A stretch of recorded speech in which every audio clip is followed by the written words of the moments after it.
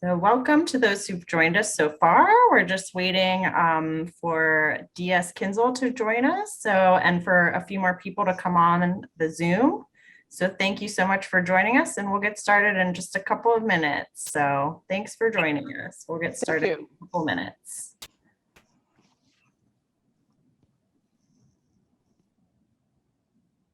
Welcome, everyone. I decided to wear this ring that I got from the antique store. That's the one that moved. I don't know where they moved. They were right down the block. Oh, neat. Nice. Yeah, it's ridiculous. Fabulous. Oh, and everyone, earrings by Bonita Penn. Ooh, those are lovely. Pittsburgh-based artist. And beautiful necklace from Terminator Mosley. This was my "Hey, you're quitting your job" gift. So thank you. It was awesome. It was in a beautiful box. Yeah. Fabulous, fabulous. Well, thanks for those who are joining us. We are just waiting a couple minutes. We're still trying to get DS Kinsel to join us. So in the meantime, I'm going to actually put a couple of links in the chat for you to check out about our artists in residence, and also about Boom Concepts, our very important partner on this residency program.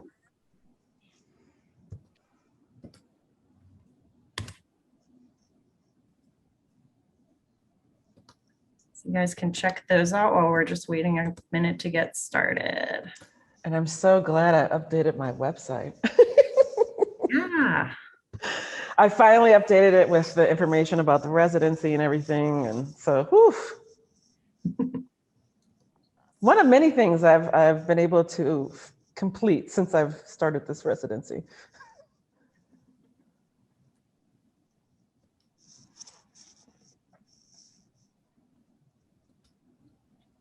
Oh, let me make sure these are for everyone. I think I was just doing it. All right, so there's a link to Boom, and then Madame Dolores's website is coming at you.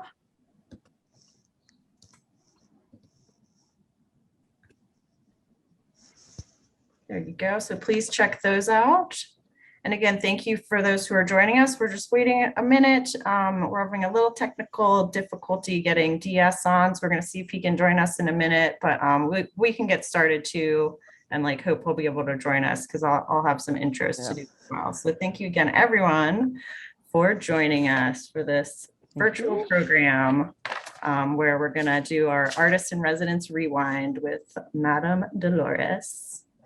Along with Thomas Agnew from Boom Concepts. Hopefully DS will be able to join us as well. The fam.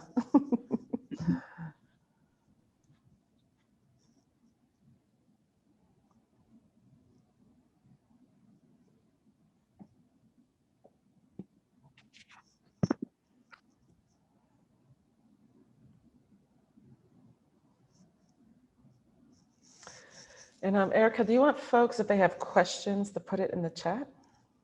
Yes, absolutely. So we are in Zoom webinar mode, which means you're all but our panelists and the host are going to be muted, but you're more than welcome to leave questions and comments in the chat, and I'll be happy to share that with our panelists during the discussion today.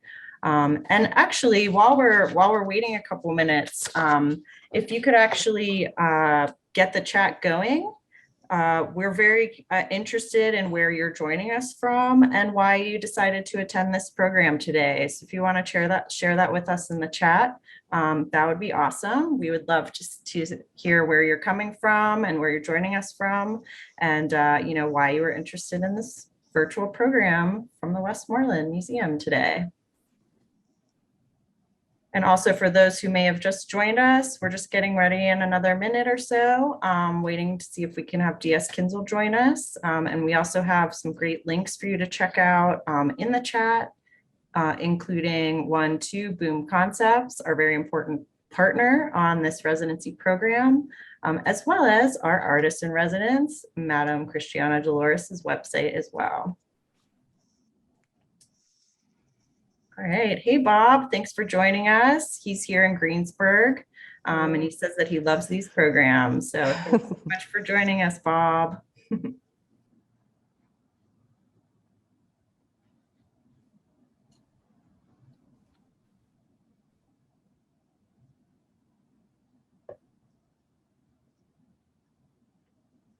Oh,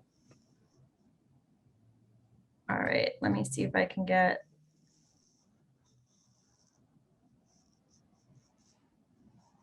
DS is trying to join us as a panelist, and I can't see him. Oh, all right. Let's see. Let's see if that worked. DS, you've been promoted to panelist. Yay! And score. Yes. Oh, and we have Shirley, who's joining us. She is a docent here at the Westmoreland. Shirley, thank you for joining us. Yay, DS! Welcome, welcome. Good morning, or afternoon. It's afternoon. How are you doing today? I'm well. I got this nice fabric situation. I'm trying it out today. I was like, for Ooh. Christiane's talk, I'm gonna put a little extra care on myself. So let me unblur my background so you can actually see it. Yeah, you like match her drawing room she's in. Remember when we were in, was it Charleston, and we went to that market?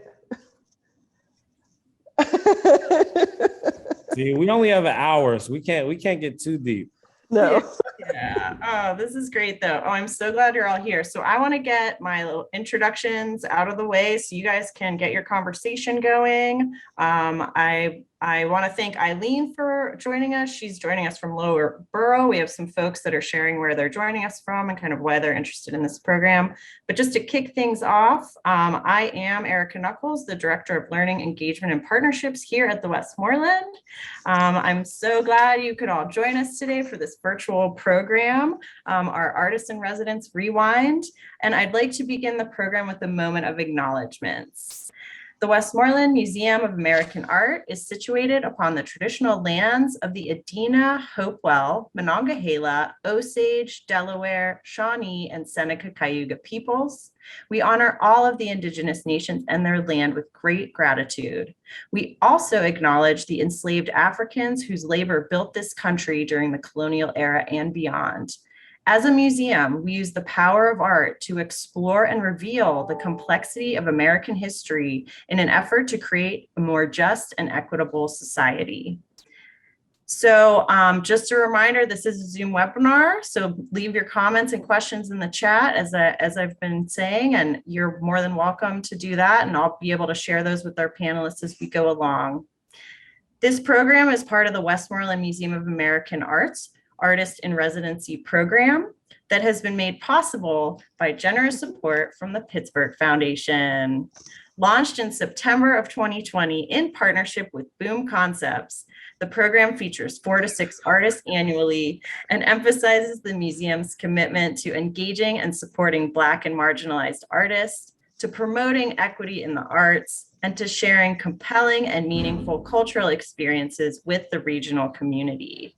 So each residency varies in length depending on the individual needs and availability of the artists. And during their residency, the artist can reside in Greensburg and utilize open studio space within the museum.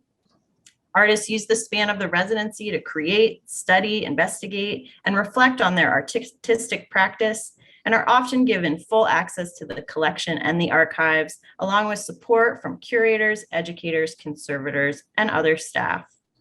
Artists can use the residency as an opportunity to work on a new body of work or develop a new process, and are encouraged to engage with the museum's collection and community.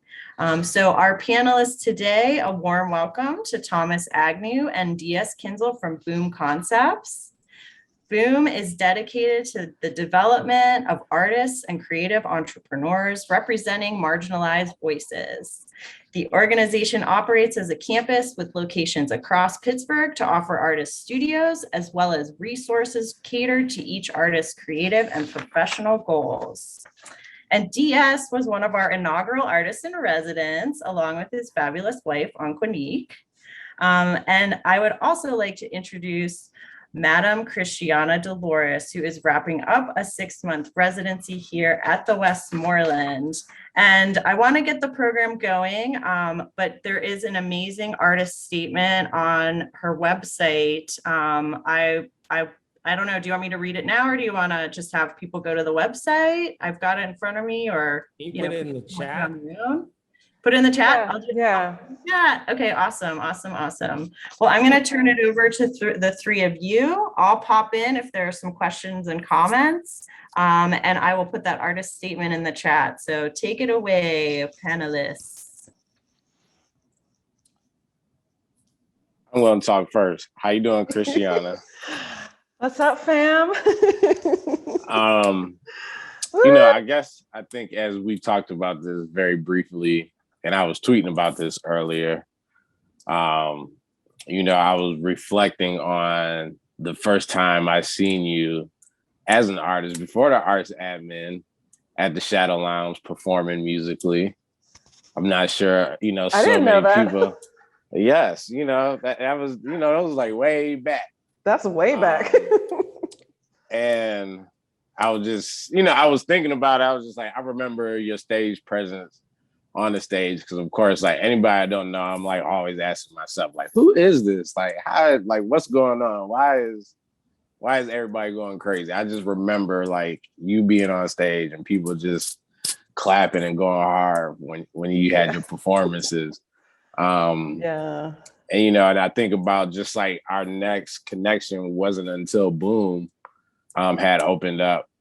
And I remember Jen coming to Boom for some programming that GPAC had going on. And I think just basically after that, we were just like rocking again. I was up at GPAC, we were all having conversations, we were like crossing, talking about our relations, DS relationship with you, my relationship, all of our connectivity, Shadow Lounge era, all the people that we work with in the arts community and how we're connected. Just also reflecting of you being able to do the show at Boom. And then of course, having you on as the resident artist. So, it's just like a great, it's amazing being able to be in your presence all of these years. It feels like almost 2 decades, but a little bit short. It is, probably. So yeah, it's been a while. So, yes, all greatness. Yeah, beautiful interconnection. There's a lot of overlapping and interconnection. Well, one of many reasons why I kind of came back to Pittsburgh is this kind of fertile ground that I feel in the arts community, especially for Black artists, brown artists, artists of culture.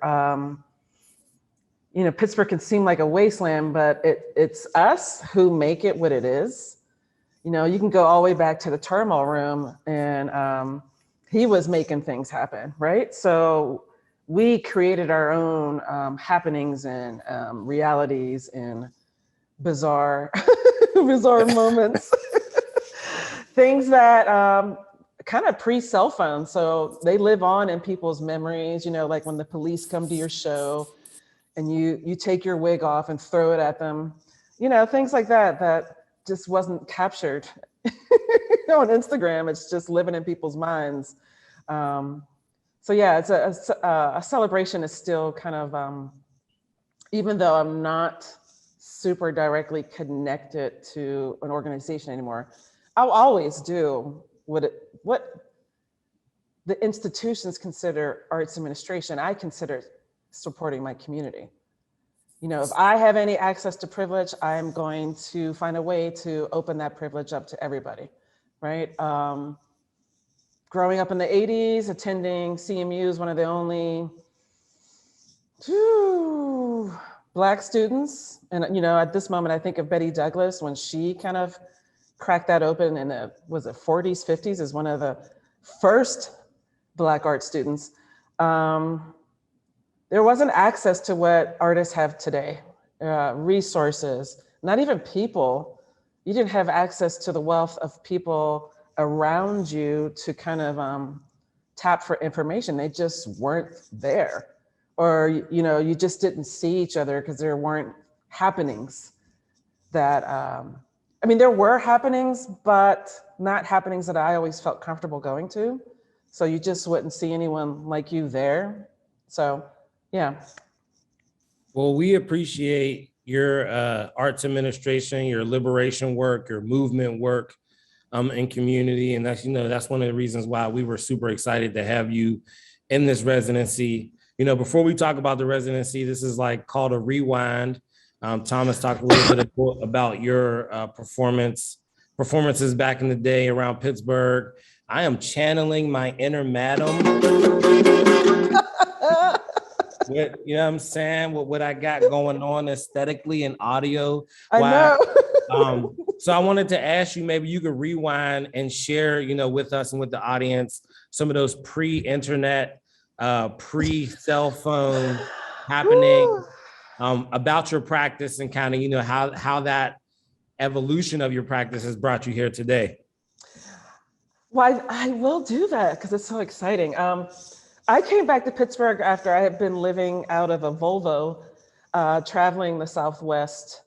I was literally looking for a massage school in a place to create art. And I love the desert and all these areas, but the division of class and just the way the indigenous peoples were treated, I felt like I couldn't take up space in those communities. So I decided to come back home. And I was very clear about what I wanted to achieve. I wanted to do music, poetry, visual art. You know, these are things I probably haven't done before with intent. But, you know, I came back with 5 things I wanted to do, you know. And my first connection to Women of Visions, I became a member of Women of Visions, and someone out there will correct me, but I believe at the time she was the president. Her name was Jackie. And she took me under her wing, along with like Tina Brewer and so many members, and really gave me that sense of context and home, right? So I learned a lot about how to be welcoming and provide that kind of space. And then the other person was, you know, I was thinking about her on the way driving her. She was a professor. She was president of Group A, and she was my mentor. And you know, I cleaned her house, but like we also did art lessons, and I would model for her, that kind of thing. So this opened up. I just kept stumbling into things, right? I stumbled into performance poetry at Garfield Artworks, which they would have this kind of, people could come there as artists and do new works. So my friend's mother, Zed, a really well-known photographer in Pittsburgh, suggested I do this poem. And then that kind of stumbled into music. Now, music's always been a part of my life. My father's a jazz pianist, and you know, the basement was where everything happened, you know. Both my parents are creators, so my dad would make board games that actually were fun and do screen printing and play piano. So this, you know, this kind of multi-platform art making was just what was just happening in the house. So I met Herman Soy Sauce Pearl from an ad in the back of in Pittsburgh. City paper bought out or ruined or destroyed in Pittsburgh, right? However we want to look at it. And at that time, my best friend and I were poets, and we started a trip hop kind of outfit. And it was really, you know, reflecting back on it, there weren't that many. Okay, hold on. We're gonna have to pause because you know, people, you know, you think about subgenres of music, and Thomas, maybe you can help us out here. You know, like mumble rap, is trip hop like mumble rap? Is that like vampires, and like what's trip hop?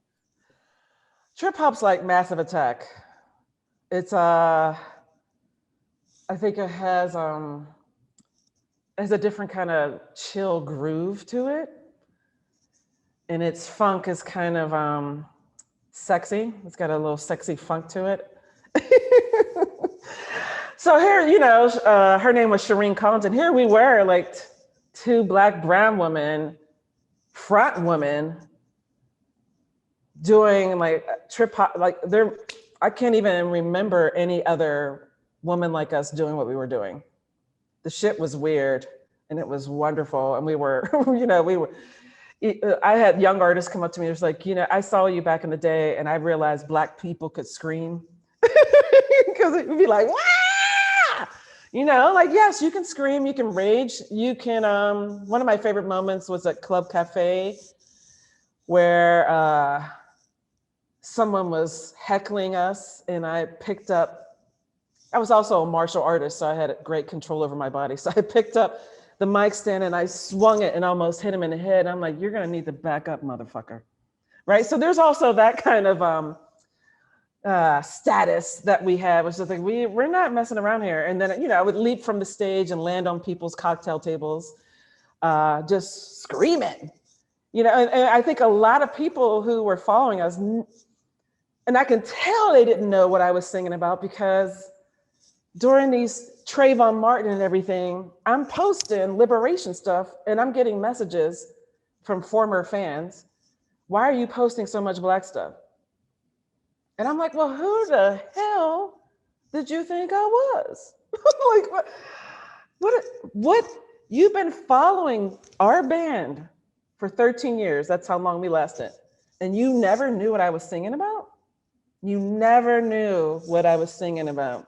It's all in the song, and to have the band, to be in that band and be with musicians who were down for that weird stuff, down for the social justice message when people weren't even talking about it. There were moments where people would walk out when I did a particular song for Johnny Gamage because it was upsetting to them. Because I'm talking about this, like it's been going on. And we celebrate social justice now, but there are a bunch of us OGs who were, you were blacklisted, you were not invited back, you were censored, you lost a particular amount of opportunities speaking lots of different truths to false power. I'm gonna call it false power because it's only as powerful as you let it be. I mean, because it's illusionary to me. People are in back rooms deciding we shall be powerful, and then people agree to it, and then we're supposed to.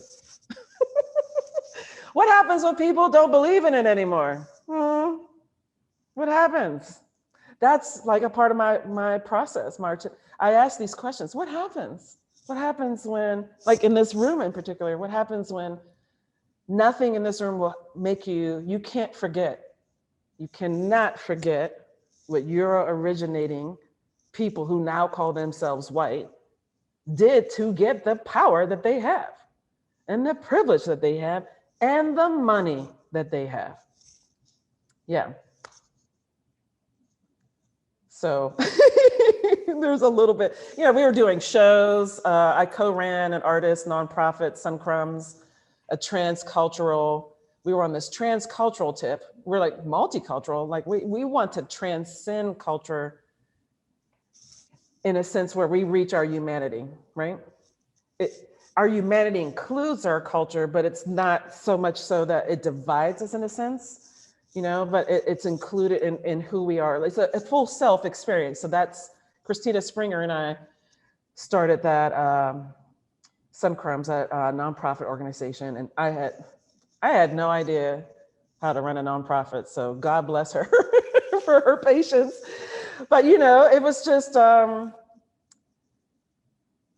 moment. I'll tell people. Some people know the story, but I lied to a lot of people that it was a nonprofit when it wasn't, because I knew as a woman and as a brown woman, people would not give me access to what I needed to put on events. But if I told them I was a nonprofit, doors would open, and that's what happened. And then, all the artists, when they found out that it was a lie, they wanted it to be real. So we made it real. We're like, okay, the community wants a nonprofit like this, so we'll make it real. So we did a lot of things like support the Poetry Slam team. It was the only team at that time that was foundation supported. We raised the money for that. The Pittsburgh team went from number 77 to number 11, you know, under our kind of coaching and support, and just the fact that they could just completely focus on the performance and not have to worry about how to get there. You know, all the things that you worry about as an artist when you're doing your craft is like, how am I going to pay for these things? You know, so lifting the burden of that. We helped artists get paid. You know, at that time, people weren't, so we were really working on this revolution with organizations like, excuse me, it's $1 a minute. You know, we came up with some sort of system where it's like, you got to pay. And we were like, kind of tell artists like, you have to be paid. This is work. So when they ask you, you cannot shy. You can't shy away. You can give them a low number that makes you comfortable until you can give them the high number that is actually your worth. But you can't give them 0. You give them 0, you get treated like 0, right? Because you know they're paying everybody else. They're paying everybody else, but when they want to come to you, and still today, organizations are doing that, you know, asking people to do free labor, you know, sharing your social networks. Excuse me, I worked for those social networks. I'm not just sharing that. You got to give me something. So that leads to I held my first retrospective exhibition at Garfield Artworks, because What year is that? that was 98. I can't remember. It's getting all blurred. It was 97, 98, possibly. Well, I just found a Crumbs article about coming to the end. You know, you were talking about kind of what you just said about a nonprofit, and it really lists out. It seems like you all wrote it. Like the article almost feels like an art piece in itself, and kind of talking about the arts ecosystem in a really forward way that, you know, isn't talked about often today or in the same way. So that says 2002. 2002. Right? I want to get us in a timeline here, right? So it's like in the Sun Crumbs 2002. So we've rewinded back and we've gone a little bit forward to at least to 2002. Yeah. So maybe that exhibit was after that. It's all getting blurred. And, you know, sometimes I don't reflect back on the exact dates. I reflect back on the experience. But, you know, I'm glad you brought that article up, because I effectively killed Sun Crumbs. We actually held a ceremony, a funeral for our organization, because the foundations at that time would not support us. And, you know, and even till this day, I still, you know, things are changing, but, you know, I'm like, you can't just pay for programming. Like, Christine and I are putting on 96 shows a year, and you don't want to justify us paying ourselves a salary. You know, this is what they were doing to Black-led organizations. Oh, we'll pay for the programming, but like, let's hope you can find the special magical dust to do it on ether, like your energy. You know, you're burning yourself out. And we were also burnt out on fighting those battles. You know, we're like, okay, you're not going to pay us? Well, something that really stands out in the article, it says, it talks about funding being cut. You know, it's like these same conversations are happening today. You know, these are the same reasons why we wanted to work with the Westmoreland Museum around this residency and present it in the way that's so caring. It's the same thing, you know, Thomas and I are always talking about. You know, someone has told you in this article from 2002, which is still said today, that art is a gift from God and should be shared for free. And one of you and your business partner's sticking points in that fashion, or at that time, which is still something that we talk about today and that we stand in with Boom Concepts, is we want a comparable. We would say equitable today, but it says comparable. We want a comparable salary and we want to pay our artists stipends. Yeah. Why haven't we, how have you moved us forward? What differences have you seen? Thomas, I want to give you some space to hop into. Thomas, you want me to, you get, here, I'll step back. No, I think, that is important. Like, yeah, we talking about, the difference of opportunities and things that we're trying to build now.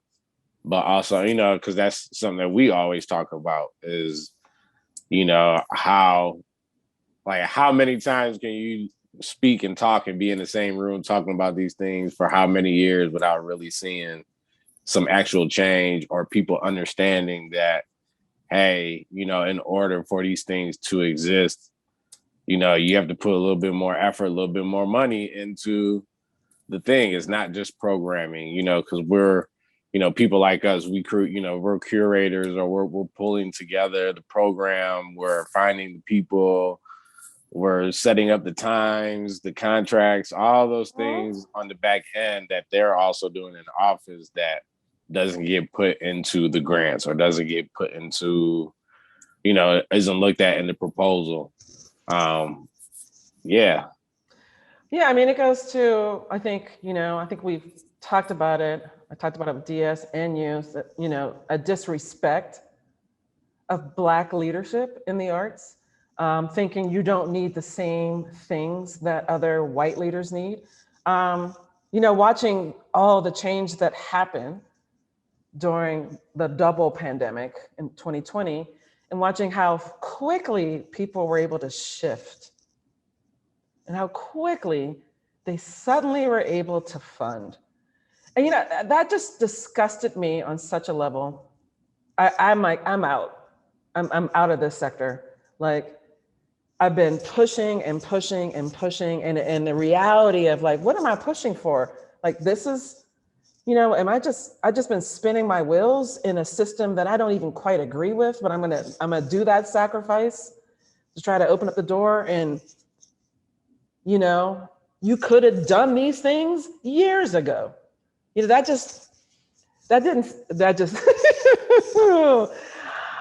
can't get with that anymore. I'm tired of organizations with all white boards. And I'm sorry if you have a handful of Black and brown folks, that don't cut it. You need to have all Black boards if you want to have some change. Like, you can't have middle management doing all the work for equity when you don't actually approve it at the top. You can't have them doing all this work to build things when, on a whim, you'll decide to stop doing it. You'll decide to stop funding it because it just didn't put butts in seats, or just didn't have the impact that you thought it would have, which, their concept of impact is way different than what impact means to our communities. What would you know about impact, I'd say? What would you know? You leave the building, get in your car, hit the highway, go up your driveway into your fancy house that's an hour away. Like, what would you know about the community that you supposedly serve? Yeah, the frustration and disappointment is just why I needed to leave and do my own thing. I'm softly launching my own business under my own vision and mission, the way I can continue, the way I have been for 30 plus years. I can support artists in the way I want to without this having to navigate this white-centered structure of like a Western concept of art. Like, you can only do it for so long and then it'll start to kill you. It'll just start to kill you. Yeah. So, I think that's interesting because like now you're also just kind of talking about your transition, from the arts admin, from your responsibilities and what you have done and what you have, kind of like built, even just kind of for yourself. Because I mean, you're still doing this solo work.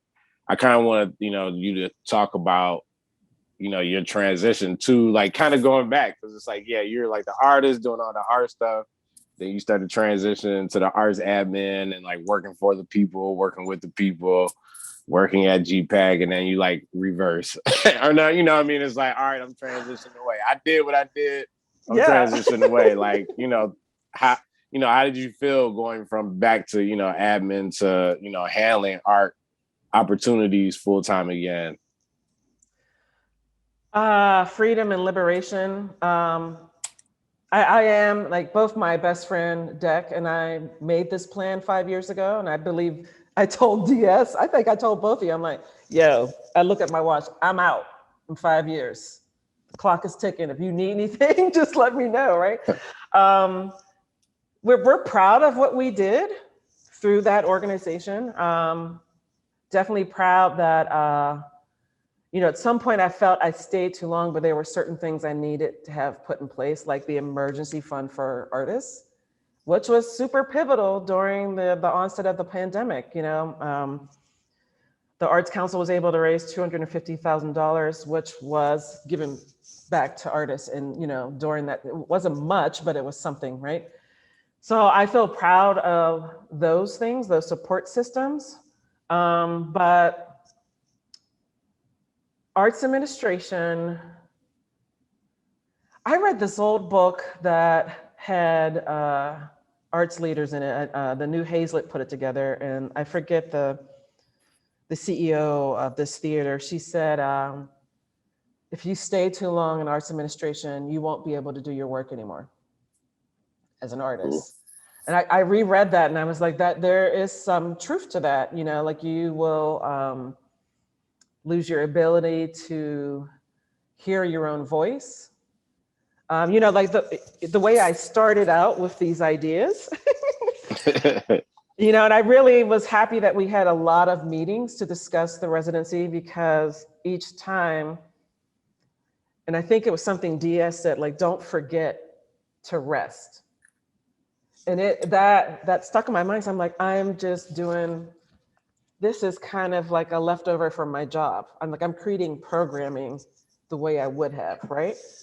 Yep. And it was great to walk away from that and just kind of authentically find the programming. Like, I did 50% of what I said I was going to do, the creation of this room, working with a phenomenal artist, Danielle Robinson, really wanted to do that. And everything is fine, doing a lot of programming in collaboration with the Westmoreland, even a few weeks ago, or was it last week? Oh my God, having a discussion on how to be comfortable with discomfort. So really kind of finding a new way to do programming that's rooted in my values and my vision for a liberated world, instead of following a mission and vision statement of an organization. And let's be real, like when you work for somebody, you have to be quiet about certain things, right? Because you have to contend with the mistakes that the organizations make, right? You're constantly doing damage control, right? And you're not just living in a full self reality. You're living within a damage control reality. And I say that because white center organizations constantly make mistakes. Constantly make mistakes when working with people of color and people of culture. They are constantly just tone deaf. Or, how else could they be? It's their reality. It's always about them. So, that's every now and then they, like, I forgot about the other people. And you're like, oh, did you just say that on Instagram? I work here and I gotta deal with that? What the fuck, man? Now I can just live with my own mistakes. And I love my mistakes. I love my mistakes because I grow from every single one of them. I love being vulnerable and honest about every single one of my mistakes. Obviously talking about the program and thinking about the program, how did you once reflect all of those feelings or did you want to reflect all those feelings in the work that you were doing for the residency program? Yeah, it took a couple months to kind of shed the weight and the unnecessary stress that I've been living under. I mean, that's just the work of it, right? And to find my voice. So I started off with things that I wanted to do. I definitely wanted to create this room. And then I had these drawings I have to do as part of my album. And then, the charcoal drawings, that was probably the moment when it shifted for me and I could just really, they built this incredible wall for me so I could really just create new work that I had thought about, right? So these pieces are things that I had already thought about. This new work is just purely just emotional, abstract. I wanted to express the feeling of liberation and also care, right? Thank you for providing this opportunity for me because I've taken care of a lot of artists. I'm going to own that. And it's nice to be able to feel what that felt like for them, right? Right? Like, oh, this is being taken care of. This is what it feels like.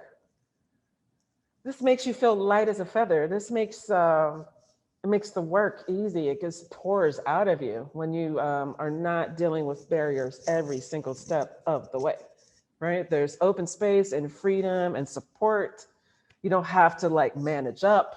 You don't have to figure out certain things. The support is there and you just have to show up and be your full self. So thank you.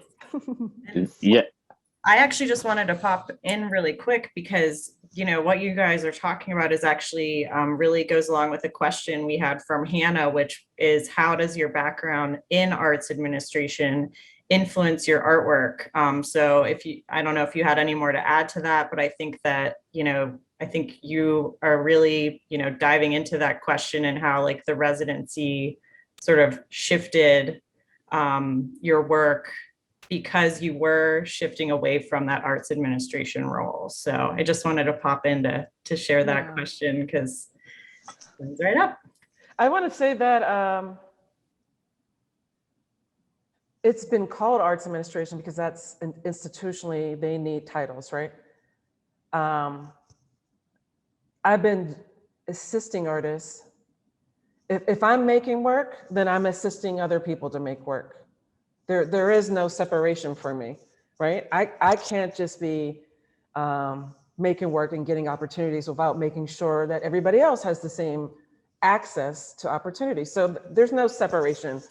We call it arts administration because I worked at a place that need to call it that. And that's, we need to have words to describe what, or, for me is organic, it's an organic thing and I think that's because of the care both my parents had in the community that we lived in Belsuver, the same community as Janelle Young. And, this sense of give and take and making art and sharing art and talking about it. And I found this and do you want this? And maybe it's a little bit of Mr. Rogers too. But I mean, there's no separation. Well, Christiana, you've always been a great neighbor as an artist, so I want to say that as part of just how you carry yourself in the world or in this ecosystem, in this professional ecosystem. And again, outside of the nonprofit industrial arts complex, you are a producer, you are a curator, that's what we would label kind of any kind of for-profit or commercialized kind of creator of content or supporter of community in your same seat. So, I want to also kind of the labels that do kind of fit you know what I mean?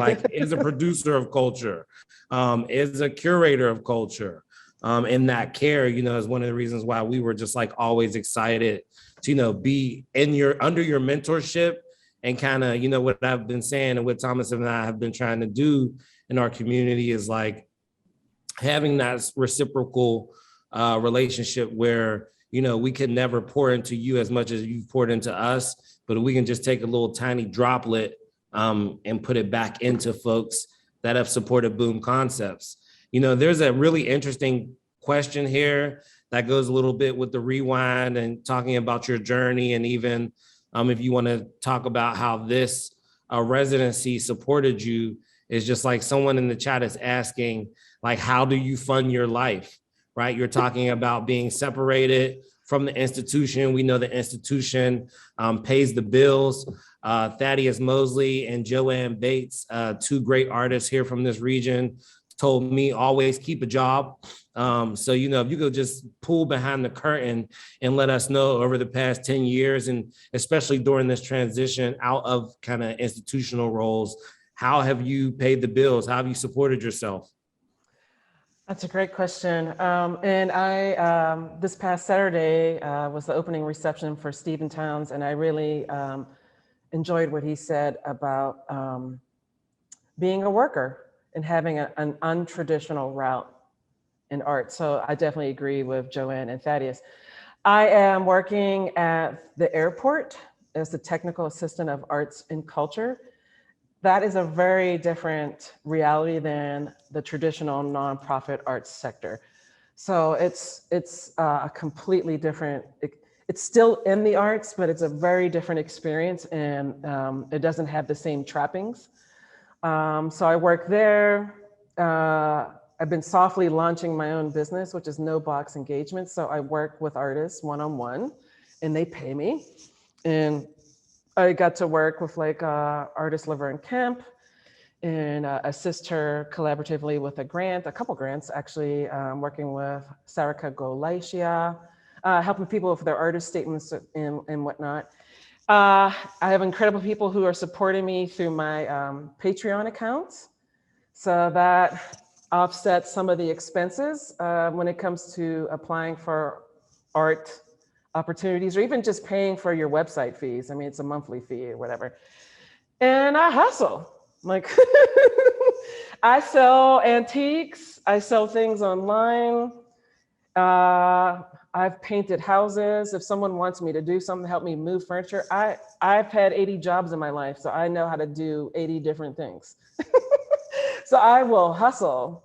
I will hustle to make that money. And I think that's, as much as I don't like capitalism, I like money, which is, I've talked to a lot of artists. I'm like, I understand you hate capitalism, but you can't hate capitalism and money at the same time, because I don't know how you're going to support yourself, right? So getting paid what you're worth, advocating for that, having this new work and being able to possibly, I've had offers from people to purchase it, which, I was like, wow, that hasn't, well, I haven't been able to make new work.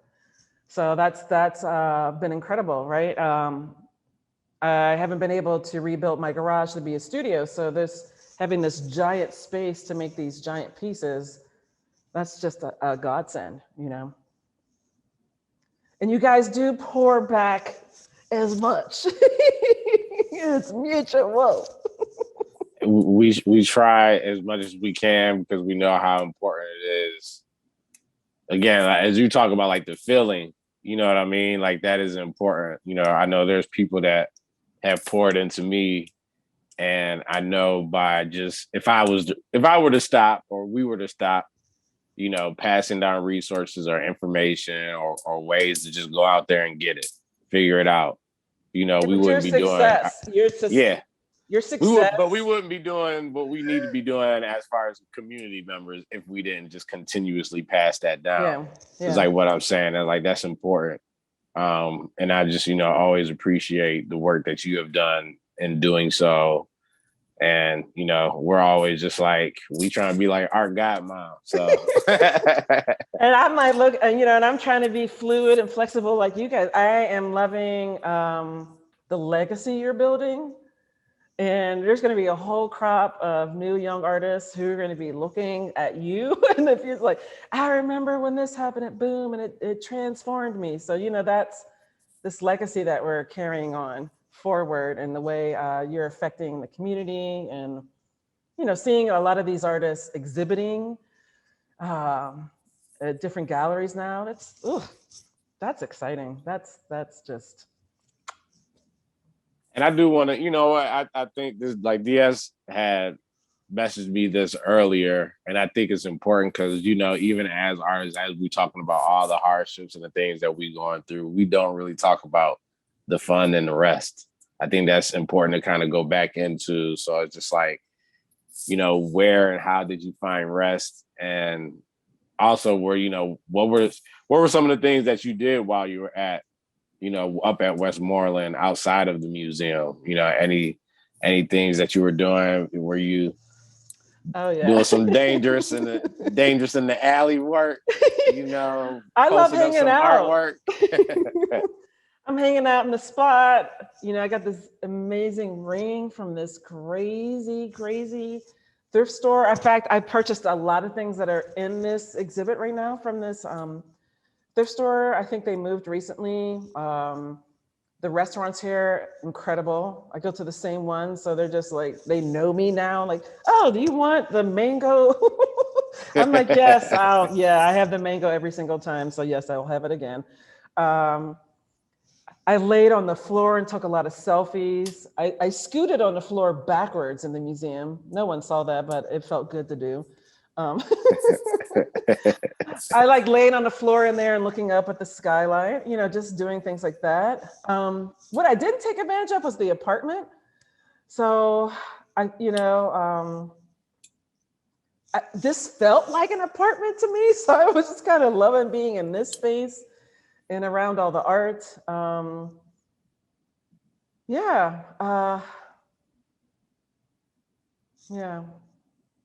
The rest. It's important. It's It very is. important. Because, you know, I think a lot of times too, even just as I always make fun of DS because I call him just like the work Terminator. But, you know, I mean, I think about like all of our work, just even when it's not just like a bunch of busy movement and work, you know what I mean? It's work. It's like you're doing a lot of things. We're often always thinking about what's next, the next project, the next connection, the next thing that we're building. And, you know, even that, just that mind power is draining. You know what I mean? You get tired and exhausted from that. And, you know, I think it's just like being able to see Diaz go through the program, hearing you talking about it, of just being able to have like the mindset to think about the work, to think about things differently, to have some time to just do so. Because not everybody has a studio. Not everybody has a space that they can go to and like really build and think about that, you know? So, I think there's like challenges we trying to find, you know what I mean? Challenges we trying to fix, things that we trying to help people get some growth in just by even getting into the experience to help them think about, you know what, maybe I want to experience this again, or how do I create this experience? You know, we've been working in other programs where people have been talking about that. Like, I want to create something where I'm just like not doing anything for a year as an artist. You know what I mean? It's just like a sabbatical stuff. Yeah. You know, or that even, stuff is important. The creating work that had no destination. That was powerful for me. It had no destination. There's no plan for it. Like I'm not, maybe I'll think about a plan for it a month from now, but right now I'm just making it. And that is also very liberating because so many times we get into this thing where we are making work for this thing and that thing and this thing.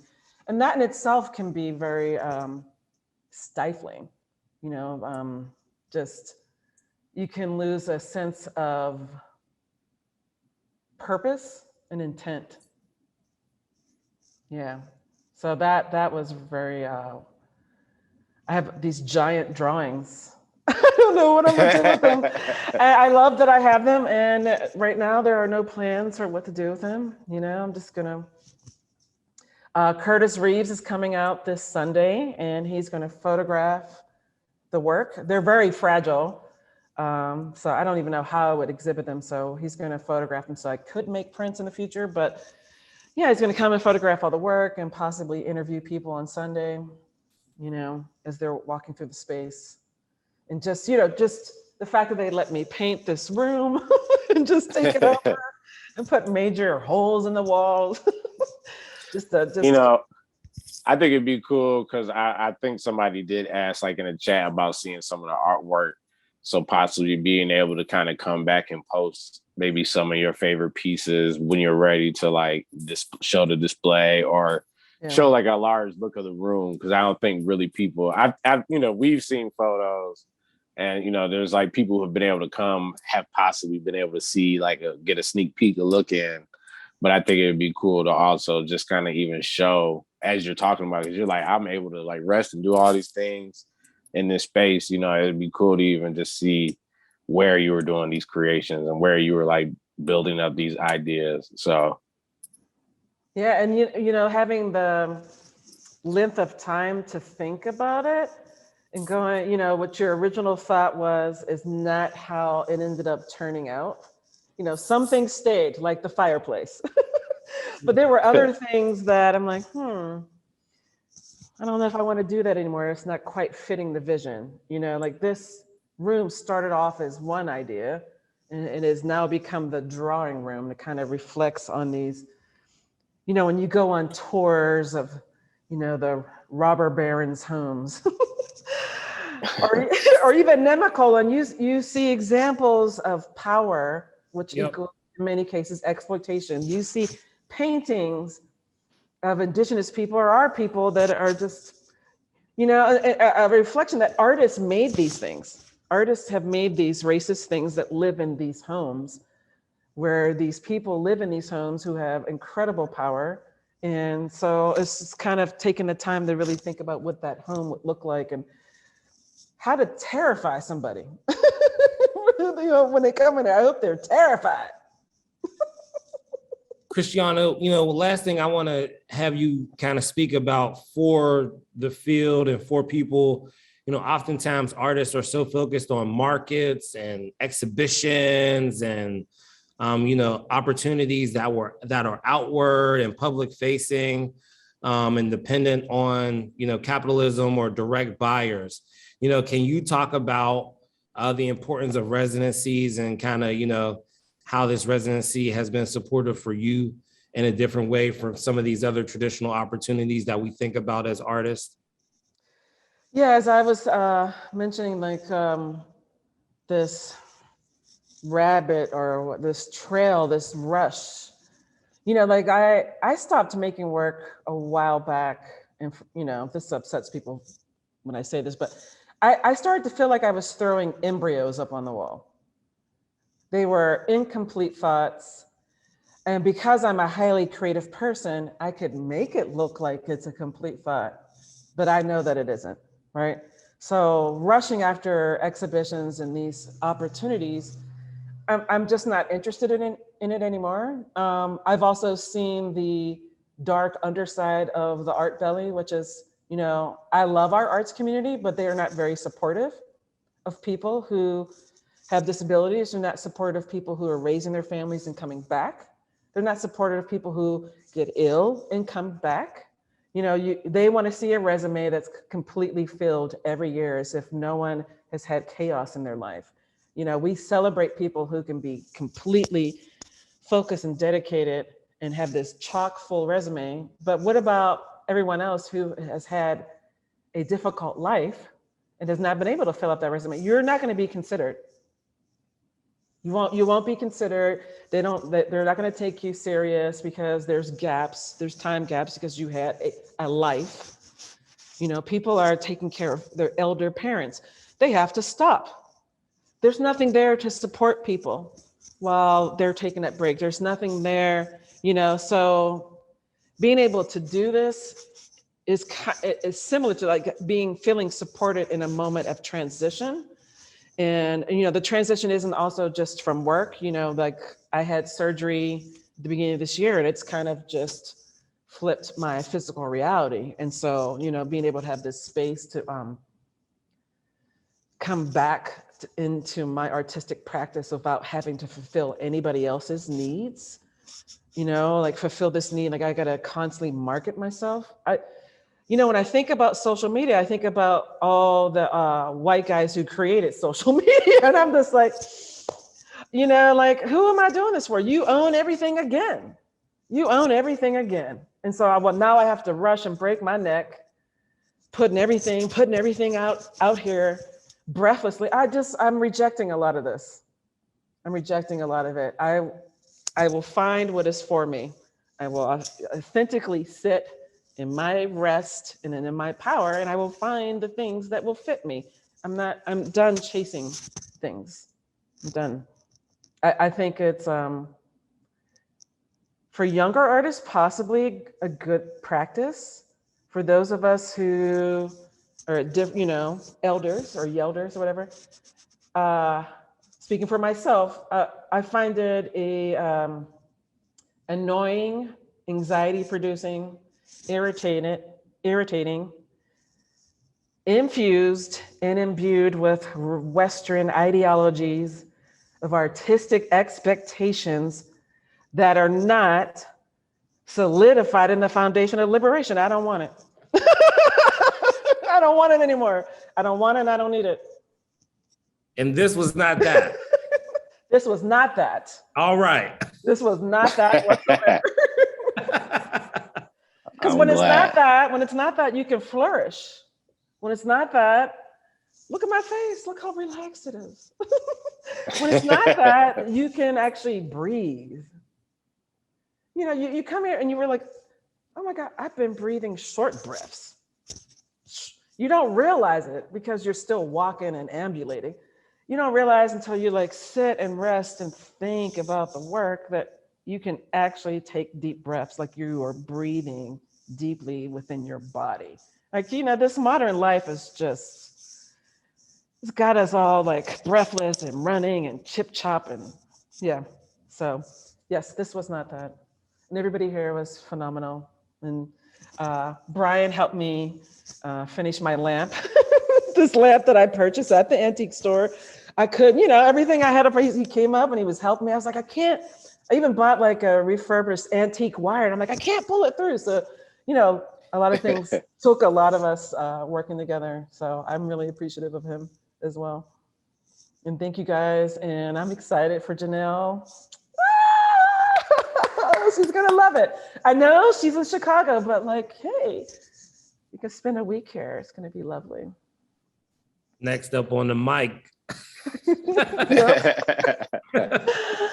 Well, I can't believe we're out of time already. This was an awesome conversation. I just want to thank you all so much for being here. Thank you, DS and Thomas, for this amazing partnership to be able to help us find and support these artists like Christiana.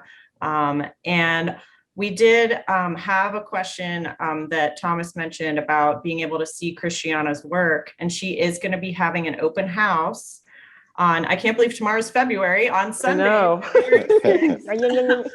Sunday, February 6th, which is also our community day at the Westmoreland.